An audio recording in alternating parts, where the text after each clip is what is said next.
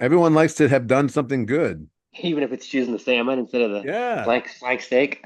I made a good choice. I'm an expert. I'm smart about what I eat. Can you just say that straight out? Hey, you made a good choice of being here. This Thursday Yeah. show is really stacked. What a night you picked to show up. Woo. Greetings, everyone. Come on in and have a seat up front for the Funny Muscle Podcast. If you're here, then you're looking to learn how to create laughs like a pro. So please help me welcome to the stage your co-host to help you do that, economics professor and open micer Chris Stifler and comedian turned author Mike Lucas. I did read those articles you sent me. I thought we maybe could even combine them in conjunction with the other article I wrote about public speaking. Train the audience, open with a fun question, eliminate the dead space between the podium and the audience. Yeah, I like all that stuff. So walk me through this one. You wrote an article recently about on your website about becoming a better corporate speaker. Yeah, I'm trying to help people who are speaking in a corporate setting have a better idea of what they're trying to say using my methodology. So my methodology talks about creating a personal point of view by checking out your comedy lens. Then it talks about creating laughter through using the humor blueprint. And it causes punchlines are caused by using the humor heightening devices. And so I just use those three elements to help corporate workers begin to tap into their own angles. But I was surprised. I understood you were going to tell them to add some jokes or add some misdirection. But I was surprised your first piece of advice was comedy lens. Specifically, you make the action step. I like how you actually basically gave the reader a here's try this step at your own in your own life, make it actionable. But you said Right. pick an emotional filter. What does it mean to pick an emotional filter? Well, you're as a corporation spokesperson, you have to have an emotional angle on your product. And so your comedy lens in the corporate sense would be that emotional take that you have on your product. So typically it would be passion, it would be excitement, it'd be I don't know, like it just depends on what your feeling is on your product. And it will it delivers a clearer message when you begin to isolate the emotion you have about what you're trying to talk about. So I guess so let's say you're speaking at a conference or trying to convince someone of your product or whatever. You actually think about what your comedy lens is before you start writing your presentation. Yeah, I would begin to look at that angle so that you have a point of view to come from. And does that change? Like, are you envisioning like your audience is cold and they've never seen you talk before, like the first season of a sitcom, or are you envisioning this like you're talking to like your investors or your staff who know you? Oh, this would be talking to people who don't know you. Okay. You're trying to get an introduction to who you are to a group of people who are a cold crowd. So you need to show them that angle first of all. Does that cause you struggle? Yeah, I have a hard time to actionalize this or what you would pick. I understand, like the last episode, we worked on turning premises or topics into premise by adding an emotion. And Right. that seems like you're kind of bleeding. I don't know how to separate the idea of adding emotion to your comedy lens versus adding an emotion to your to turn a topic into a Well, premise. it's the same thing. It's the same type of emotion. You're just trying to figure out how do you feel about this thing. So in a Okay, way, so I'm you're turning the topic of your product into a premise by adding your comedy lens emotion to it. So okay. So let's what's your topic? What's your topic? Medicaid. I'm trying to teach. I have a presenting to a bunch What's of your labor. emotion about Medicaid? What's your angle about Medicaid? Are you for it, against it? Are you afraid for it? Are you Huh. I guess I am afraid for it. I okay? guess So that you're afraid for presentation. it. So that's a real solid emotion that you can lead with. That's different than you believe in it and it's doing well. That's different than you can't stand it. You're against it. Now the crowd is going to know your take on Medicaid. You're afraid for their usage of this system. So that's So going to angle your talk. And that kind of gives you more like a direction or almost a first nail to hang your hat on to kind of like, Yeah. So that they get that this is what this guy is talking about. He's going to try to convince us that our Medicaid is being threatened and that we have to fight to keep it, which is different than we have to eliminate it from our life, or it's working well and we have to continue to support it. that's interesting. Because my take is always like, here, I'm going to teach this audience how Medicaid works and then why the federal gut budget cuts might affect how that works. Right. That's kind of like that. That's not really an emotion you're saying. Well, yeah, your emotion is your fear. You're fearful that the government's budget cuts are going to hamper people's usage of Medicaid. So that fear is what's guiding you, and that fear is what they're going to connect with. They're going to connect with the emotion.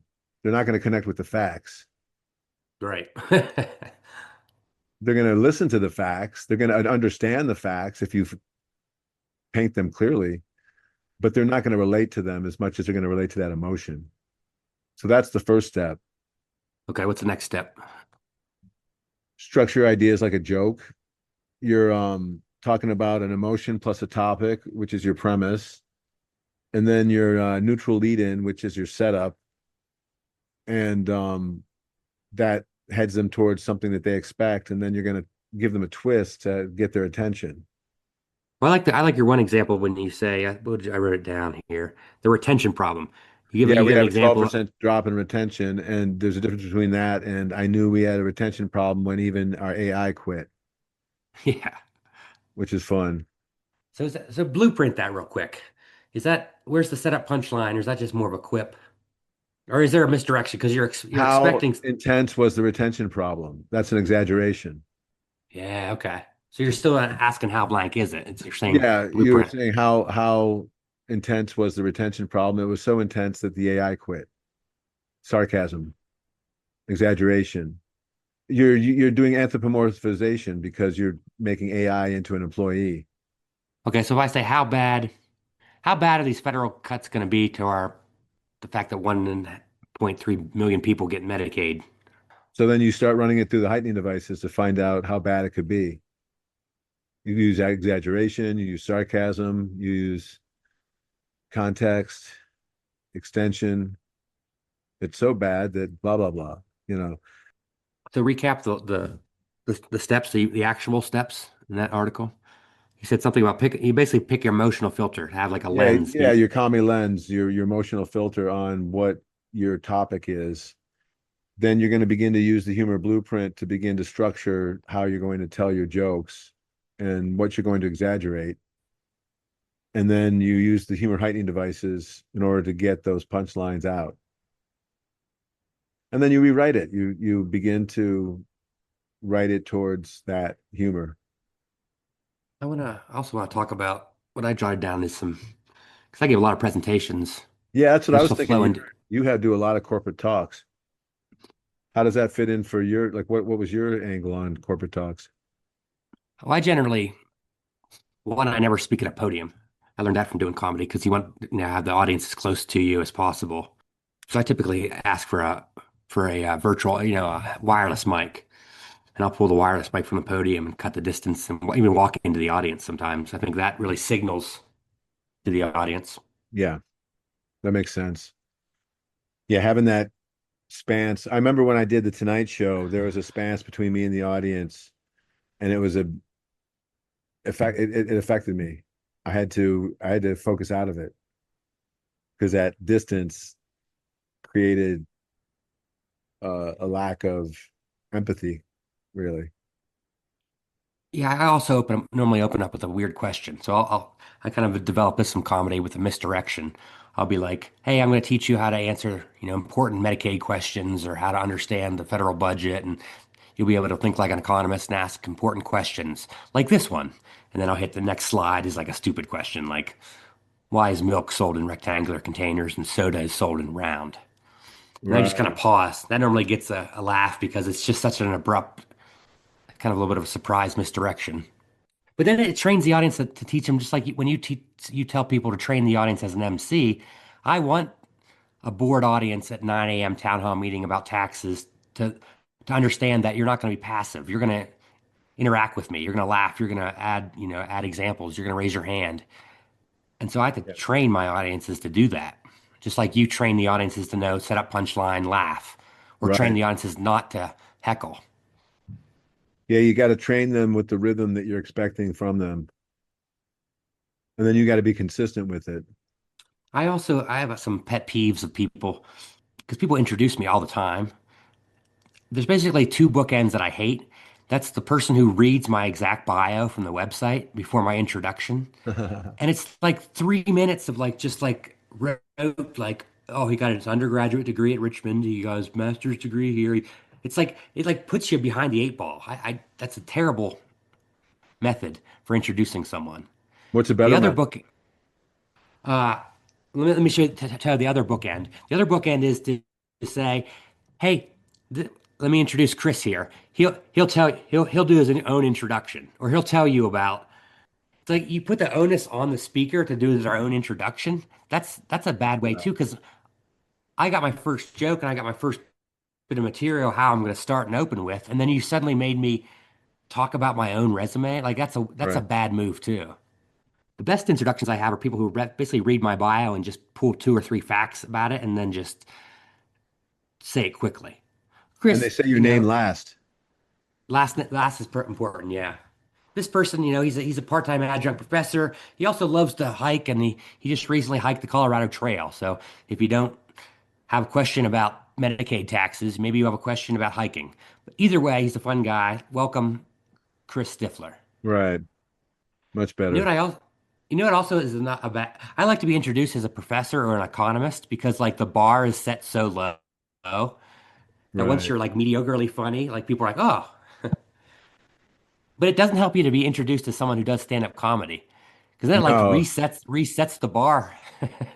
Well, it gets them thinking about it. Whereas economy gets them thinking about economy, and then Boring. comedy surprises them.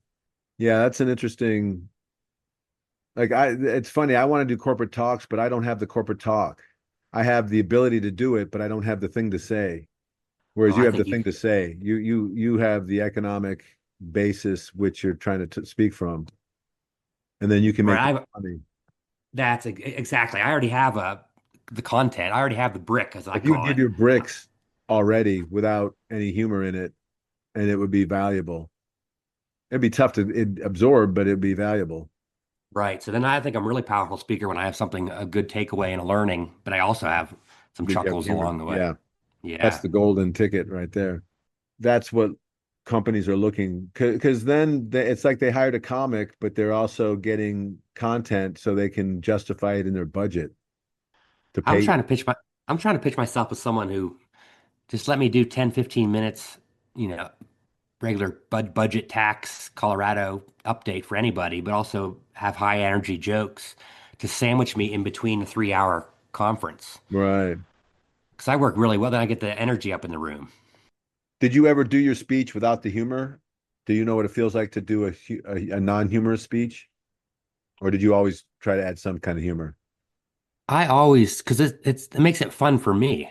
It makes it feel like less like a job. If Yeah, I of if course. I'm if I have energy and I'm excited to get to that joke I have in slide 15, like I'm a much better speaker. Right. I want to go back to that question about introducing people because I see this all the time as an MC. Well, let's use the introduction as introducing a speaker in a corporate event is the same skill as introducing the next comic on a. Is it? I think so. One of the things I mentioned in my article is that it's very important to memorize those introductions. Got to know the show, know what you're talking about. Here's my question, Mike. I see a lot of MCs that basically are introducing the next comic, and they say like, "This person is super funny. Please welcome." Wait, who's next? Who's next? Oh, okay. And then like they say the same generic. This person is really funny, and then they say the person's name. Right. And so, what do you tell that person? To just variety is better. Sometimes they think they're being funny by repeating it, but variety is better. It's more interesting for the audience. So that's what I would recommend, is to just find different ways to, a lot of these new comics don't have introductions. So you just have to say they're popular in the local area. They are regulars at a certain club. They have some certain aspect about them that's interesting. That's interesting. So you maybe you're saying put the onus on the comic as well, being introduced. Well, yeah, the comic should be providing the MC with with an intro. That's their job. That's a good piece of. Maybe I should be better at that when I go to present publicly. Is to even just give it the person an intro for me. Oh yeah, should be giving them an intro if you're particular about the intro you're using. Print it up, hand it to them. They would love it. Oh, good point. Yeah, it takes the onus off them then and makes their life easier. Well, then you're not expecting them to do something and then they don't do it because they don't know any better. You just give them an intro and say, "This is the intro I like. If you just feel free to use any part of this." Yeah, okay. But don't read it word for word, or would you? I wouldn't tell them that at all. Oh, okay. So Sometimes you should give them something that you wouldn't be upset if they read word for word. there you go. Okay, yeah. Also, go through the MC stuff. We're not living in the world where Bernie Mac's the MC anymore. We're living in the No, world. What would you say? Basically, that he's like the basketball team manager. He's the equipment manager of yeah, the show. we're hiring somebody who's brand new, and it's because they're affordable and they don't get as much time. So there's certain suggestions I have for these MCs that I went through on the article. First one is to keep it clean. Probably good for corporate events as well. But if you keep it clean, then no one has to follow that. You didn't set the bar too low for the room too early. Okay. So no swearing. Yeah, no swearing, no dirty, filthy references. You can swear, but just don't just swear, Right. Okay. you know. Even if you're a blue comic, if you're emceeing, you have a different role. You can put your clean hat on. Yeah. Okay. And even if you're a filthy guy, you can be clean. You've been around women before, you've been around mothers before. So just use those skills. And if your headliner's dirty, that doesn't give you permission to be dirty either. Don't use up all the dirty before the headliner ever gets up on stage. Okay. So finite amount of dirty in the room. There is. And so if you take a lot of it in the beginning, then they just grow to expect that. It's the same with crowd work too, right? It's like, is there a finite amount of crowd work that should be done in a show? Yeah, you shouldn't do any crowd work as the MC. You should, maybe if you need to talk to a couple of people real quickly, that's fine, but don't make your act about a conversation you're having with the crowd member. That's for the headliner. That's their show. It sets the audience's expectations into wanting you to talk to the crowd. Bad training. God. Okay. Make the announcements fun. You have to do announcements anyways. So if you're going to be the MC, figure out how to tell them where the bathrooms are in a funny way. Tell them how to tip their waitstaff in a funny way. Tell them about upcoming shows in a funny way. How do you do it? Because it seems like once you develop your own, like that'd be a good writing technique for young comics. Is just to write your bathroom location joke because you could use it over and over, can't you? Yeah, exactly. What's yours? Oh, it just depends on the club. Okay, so if you're announcing the bathrooms at Sharky's, what do you say? I would just say something to the effect of they're over there behind that bar. Don't cut up short, Okay, yeah. something like that. The wait staff appreciates it if you make it the whole way. Like Speaking of the wait overstay. staff, don't forget to tip your wait staff. Oh, nice. That's pretty clever. And Yeah. that's like 3 or 4 extra sentences or seconds. Yeah. Yep. And now you've gotten two of the points across. We Guess already that talked works about the third one. You should know the show. You should know your announcements. You should know how your show is unfolding. versus what? To have a cheat sheet or a Yeah, note card. reading it or asking the back of the room, Like pause midway through the announcement and say, "Oh, who's their third comic?" who's next? It makes it look like you're into it. And like when you don't do those things, it's like you're above the show. Like you're not like you didn't care enough to get that information. Same with the introductions. Like it reflects on who you are as an MC, whether or not you know the show. The more I speak to you too and learn from you, it also puts the audience like at ease. Like there's a sense of Yeah. like, is this guy gonna be awkward, or am I gonna be like clenching my butthole and like rooting for Right. Yeah, for because he's so new. yeah, yeah. You're saying as soon, even how he walks on stage, he or she walks on stage or makes the announcements, like it automatically like unclenches the butts and allows people to say, "Oh, yeah, this guy, I can relax. He's gonna, you Right. know, he's gonna I guide can us. He's trust gonna him. It's about pi- trust. pilot the ship." Got it. Okay. Yeah.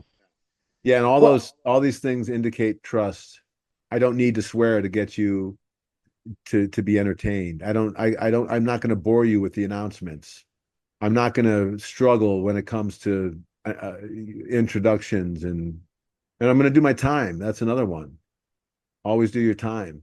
If you go over as an opener, you've just stolen from the rest of the show.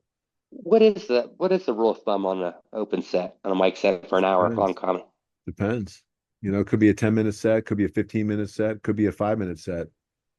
Depends on what they need. It's always going to be something a little different. So you have to be good at adjusting your time. Say you have a goal to do seven, but you've really got the crowd hot at five.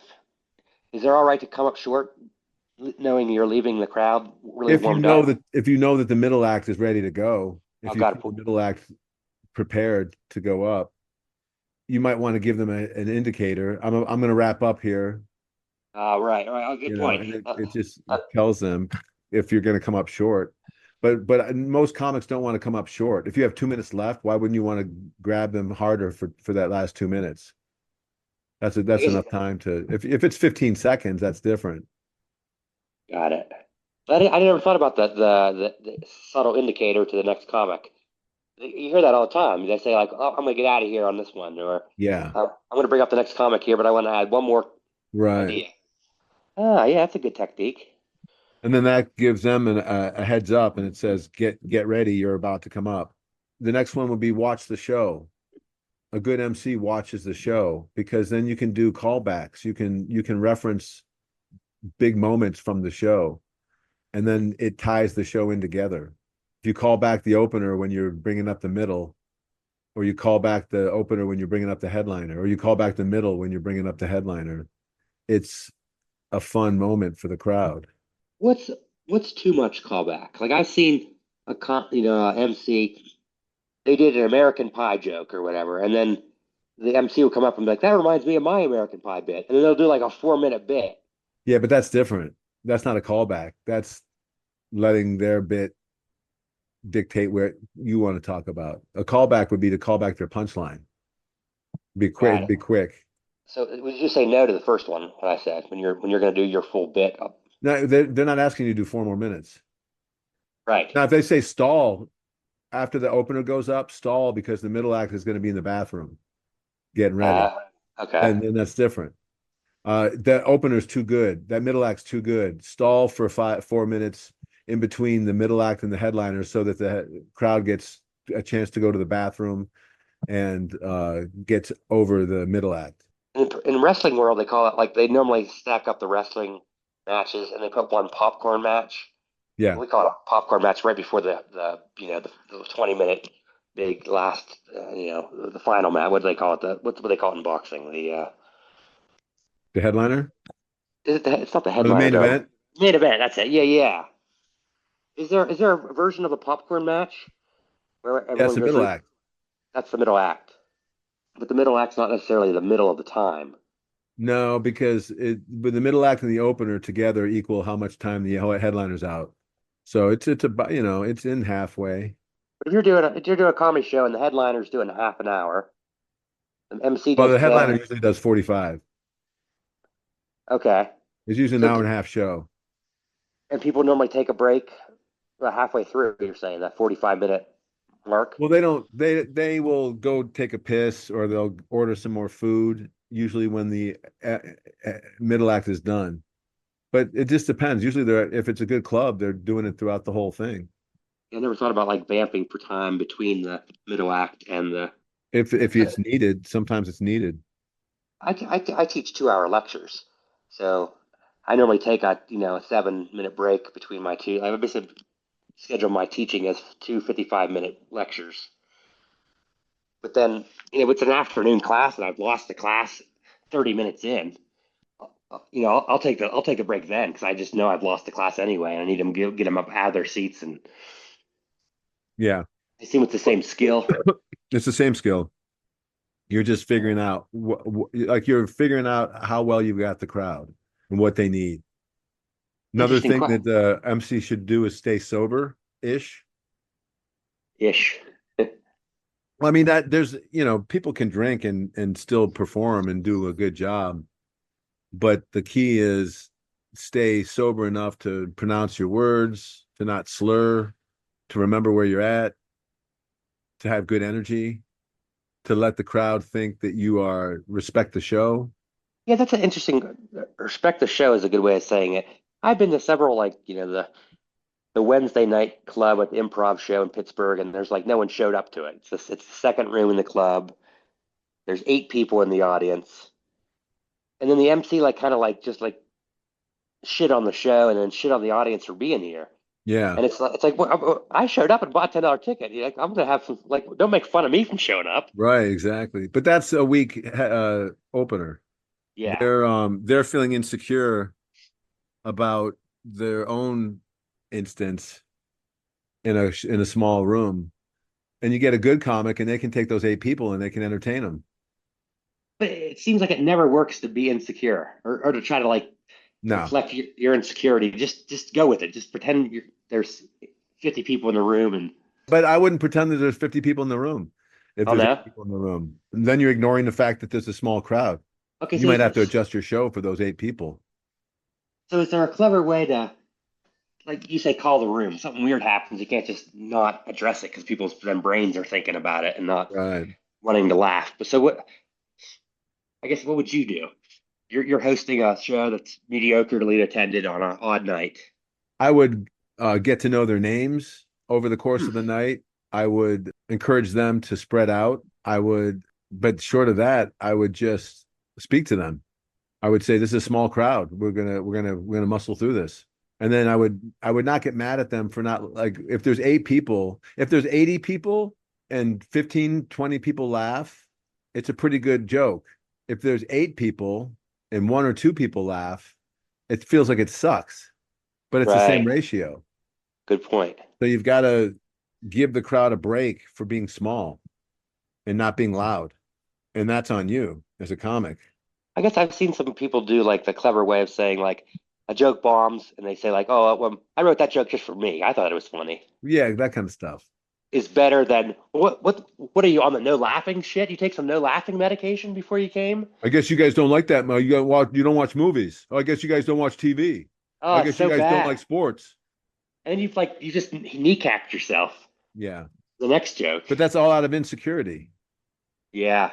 So what's your advice on that? How do you Don't. Don't don't? do that.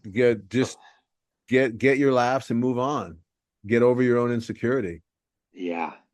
Yeah, it's funny how then the crowd like smells blood in the water and then just gives up on you because Yeah. they can just smell the pheromones of your insecurity or whatever.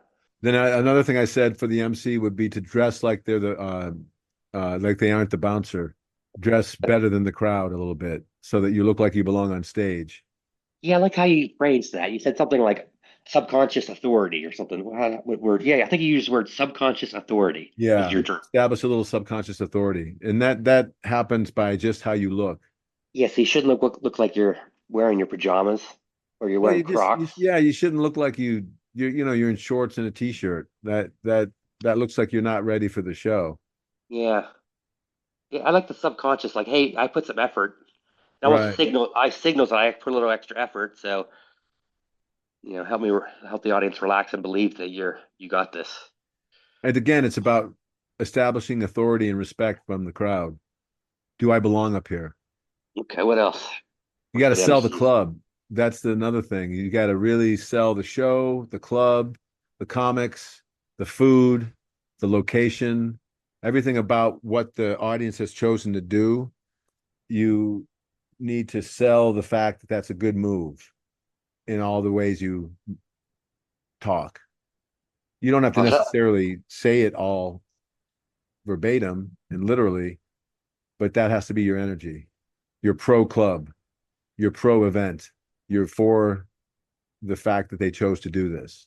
yeah, it almost like reaffirms their decision. Like Yeah, it's like the version of like the I like when the waiter or waitress when I choose I'll have salmon and they say good choice. good I'm like, choice, yeah, you're right, you're fucking right. Is a good choice. right? They don't have Why to is say that. why does that puff me up so much? What's the psychology or what? Why? Everyone likes to have done something good. Even if it's choosing the salmon instead of the Yeah, flank steak. I made a good choice. I'm an expert. I'm smart about what I eat. Couldn't you just say that straight out? Hey, you made a good choice of being here. This Thursday Yeah. show is really stacked.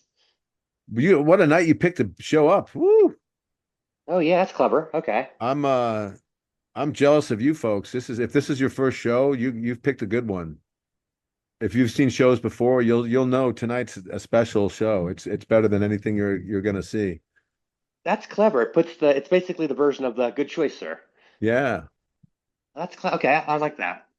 Good choice, sir. What's the bad way of saying that? What are you doing here? It's a beautiful day in Colorado and you're in a Good comedy club? Lord. What are you Guess you doing? guys don't like Mother Nature. Yeah, okay. So you've just told those people they're stupid, they made a bad choice, and then you've also shit on the show. Well, good luck. You probably get mugged once you get out of the club. Just not a good way to do it.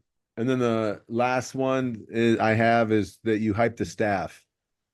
If you want to get booked again, be the comic that entices the crowd to tip the wait staff. Be the comic that entices the crowd to order an extra drink. Okay. How do you do? What's that? Is there an example? Do you have an example of? I'm gonna do a shot with everybody. Margaret, could you get me a shot? I'm gonna do a shot with the crowd. If you want a Oh, shot, order a shot, and I'll do a shot with you in 5 minutes after this next bit. oh, okay. Pretty easy way to do it. I'm gonna wrap up in about 10 minutes. So if you want one more drink, now's the time to get it. Oh, it's almost like subconsciously saying, Yeah, or if you want one, don't even say if you want one. Say grab your last drink or grab grab another another drink right drink. now. Yeah. Tom Rose used to Well, do the joke. Make sure you tip your wait staff. One of these ladies is gonna have a baby. I made up my mind. that's a good misdirection. Yeah, and so it just I heard him use that joke multiple times in different clubs. People love it. Yeah, so the I like bottom that. line for the MC is that great MCs aren't placeholders, they're tone architects. They create the vibe the rest of the lineup lives in. And the ones that master that early, they don't stay MC for very long because the club owner sees their value as a player. Yeah, I really like that clever. Do something subconscious to hint to buy one more round, Yeah. and then make It's the just crowd. ways to manipulate a crowd, Even in a small bar, 15 people buy a shot. I mean, right? the margins on Extra liquor. $100. Yeah. What? Yeah, that would make a huge difference for a smaller bar. I can see why they Imagine if run. it's 300 people, and of those 300 people, 100 people buy a shot. Yeah. It makes a big difference in an evening, especially if there's 8 shows and you do that 8 times. Clever. Yeah, there's just different ways to get to do that kind of stuff. Looking at my notes here, I really like the basically find the version of excellent choice, sir, on the salmon Yeah, as your opener, as your kind of put the audience, make them feel like they made a good choice. yeah, and then you're part of it. You are the identity of the good choice they made. You're the last person they hear talk. You've been a wonderful crowd. Thank you. Good night. Okay, let's see. I wonder if I can adopt that for corporate tops as well. If I'm speaking at conferences and there's the breakout session, there's 5 hotel rooms they could go to for this next hour. But I could even open up with saying like, "Hey, you guys made the right decision. You don't want to learn about. You came to the right." The right one. Yeah, don't put the other ones down, but put yours Oh, up. good point. Yeah, you don't want to. Yeah, you don't want to shit on the other ones. That's Just a choose the subtle right one. distinction. I give a 10-minute break. Who wants to take a shot? Let's do some shots. At the Thursday 9:30 breakout session at the Right. conference. Cockadoodle, let's do. Oh, cool. And then does the MC close the show? Yes. and then you're the last person they hear from. And what So advice do your you have on job that? to let them know that they made a good choice, make sure they tip the wait staff, and don't forget there's other things coming up that we can check out. You're always plugging the show. You're plugging next Thursday's show, and It's time to make plans for upcoming fun. is there clever ways to plug your social media handles? Yep, that's another way to do it now. That's another thing that you need to do, because if you get done introducing the middle act and the headliner, don't forget you can get a hold of the headliner on his Instagram account, blah, blah, blah, blah, blah. But typically, each comic will do that for themselves. Okay. And then you would do it for yourself. I'm your host and MC, Mike Lucas. If you want to get me on Instagram, go to blah, blah, blah, blee, blee, blee. Got it. That should be a good habit too. Cool. Cool, man. Good luck on your show. You have a show tonight? Yeah, I got a show Improv? tonight and tomorrow night. Nice. Improv tonight and Sharkies tomorrow. Yeah, exactly. So all my muscles are being flexed. All right, buddy. See ya. Talk soon.